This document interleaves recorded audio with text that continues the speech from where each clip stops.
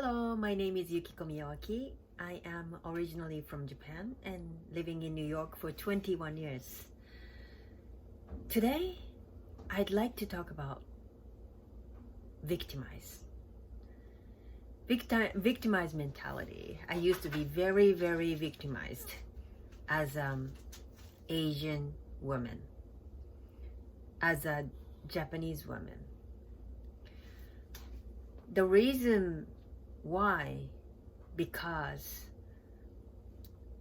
when I was little, like really little, like 2-3 years old, my mom used to tell me that my dad doesn't want to take me out because I am a girl. So she has to take care of me. And obviously, my dad was always taking my brother out because he's a man. So I was like, okay, I don't need to go with my dad. I like my mom better. So, but that creates the separation with me and my dad, men and women. And so how I raised was every time, okay, my mom was working and then my dad was working, and my mom does everything for the household. So when I became around 6 years old, like to go to elementary school, I learned how to cook rice. Before my mom comes home, I have to prepare for the rice. And then I have to take the laundry. My brother never been told to do anything because he's a man. He just need to study. And I was always playing with my brother, and I was like a very tomboy. But because I'm a girl, I have to do housework. My brother is watching TV, but if my mom is in the kitchen, I have to go help my mom. And after dinner, my dad and my brother is watching TV in the living room, and my mom is washing dishes. I have to go help her. Or making bath. Japanese house have like a bath for the family, so you have to prepare. I have to prepare for the bath. At some point, my brother, it became my brother's job, but a lot of time, I have to do prepare bath, cook, wash dishes, the clean laundry, basically all the household I have to do. And even when I was studying for the test, the school test, and tomorrow is the test, and I don't know anything prepared because I'm always working for house. So let me study for the test. But my dad always tell me that, do the dishes first, then you can study. So I didn't have much time to sleep. I hate to wake up in the morning because I'm so tired. But my mom is also tired too because she's working. She goes to the grocery shopping after work, and then she takes me and my brother in it's just a lot of work that I've seen my mom was doing. And my dad was just doing the go to work and come home and do his hobby. He has a lot of hobby, and my mom want him to do hobby because probably my mom's mentality was she wants him to have confidence. So, which is like really, really nice of her. And I think my dad is very, very lucky man to have my mom like that. But I didn't see his appreciation for my mom. So I just didn't like the dynamic of only women have to do this and that. And I was very, very victimized since I was little. But I loved my mom, so I helped her. And then she got sick, so I had to do more things about the housework. And around going to college, I wanted to go to like a better college, like better college than the, like in other people. Like I didn't want to go to like so-called stupid college. I just wanted to go to something that more name value, that like it is a little higher than average, even though my like school point wasn't very good, but I was like some subject I was okay, so I was luckily get into the college. But get to the college, even my dad told me, you don't have to go to a good college because you're a girl. You don't have to go to 4 years college. You just go to 2 years college, and then you work for some company, and then you marry. And then once you marry, you don't have to work anymore. So you just have to learn this housework. That's how I raised. But I was so against the society and the structure and like the man-woman thing. And so I left Japan without any preparation. I thought I was very good, but I thought I was very empty. Actually, when I was working at the bank, I had a really good name value that people would worship the name, and but I thought it was stupid, but it was useful for that time among Japanese people.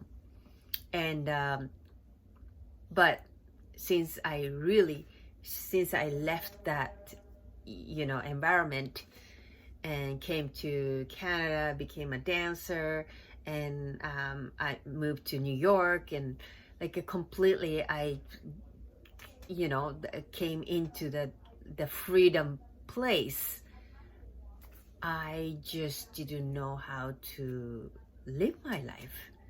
I really didn't know how to live my life. And then what am I gonna do? And I went to the Buddhist temple to learn about learn about life.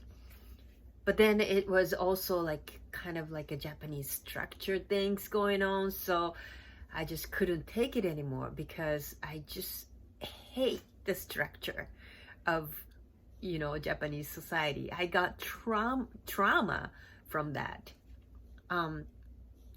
and I was struggling so much, and I've been victimized being a Japanese woman and immigrant and not be able to speak English. And I have so much victimized negative thoughts inside of me. And but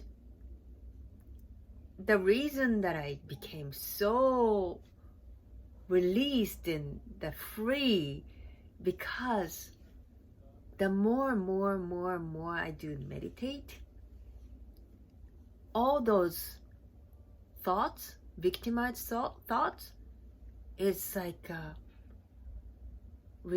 resolved. Like, I don't even know why I care about this.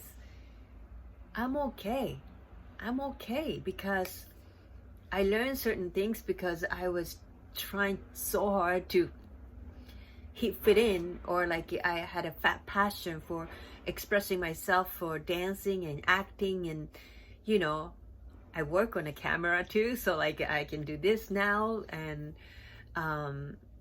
you know, like I learned so much for what I want to do, and now I can utilize it.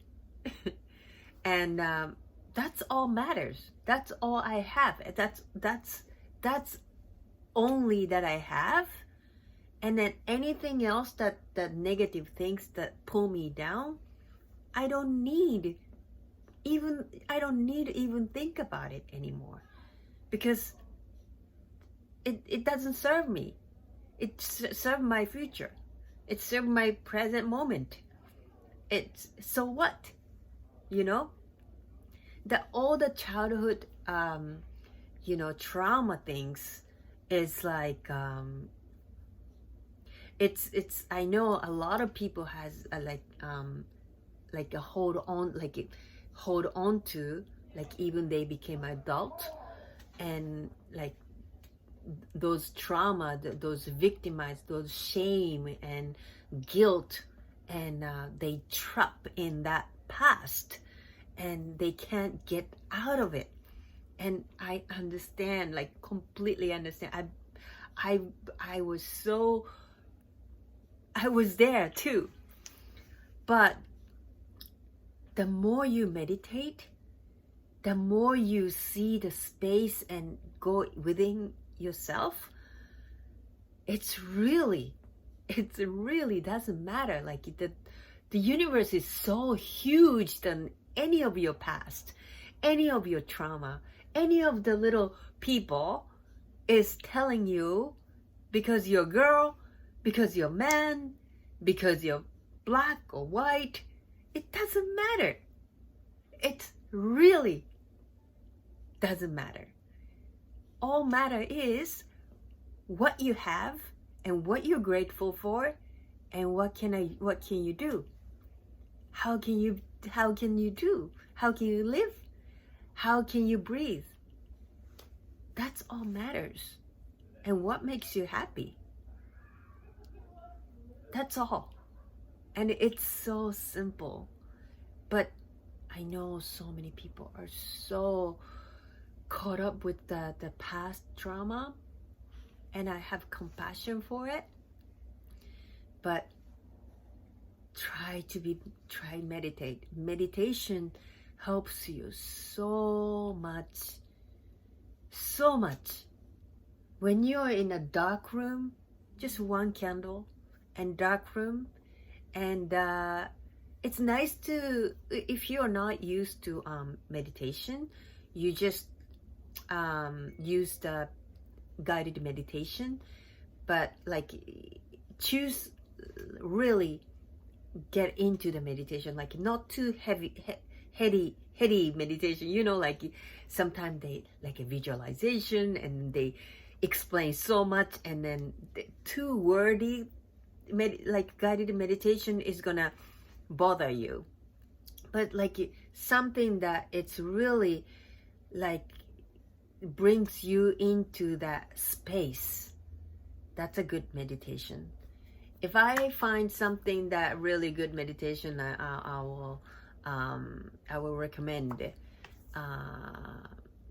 some. But yeah, try to. And then silence meditation is the best way. And then, but like I know like a lot of people have like a clutter mind and a lot of noise that you have to deal with, so you can't be in silence. But if you focus on your breathe, like, and counting your breath, and 1 2 3 4 5 6, hold 1 2 3 4 5 6, and breathe out 1 2 3 4 5 6 from the mouth, and hold 1 2 3 4 5 6. If you do that 6 breathing, your mind state of mind is shift. But it all depends on the person. So like I can't really say this is it, but you have to find how to do meditate, and it takes practice. But meditation really release the trauma, and it's very important. Try to meditate as much as you can if you still suffer from your trauma. And if you're always with people and the family and children and all that stuff, that try to find even 5 minutes, even in the toilet. Do it 5 minutes, 10 minutes. It's so important, and I hope it helps, and I will see you next video. Thank you for watching.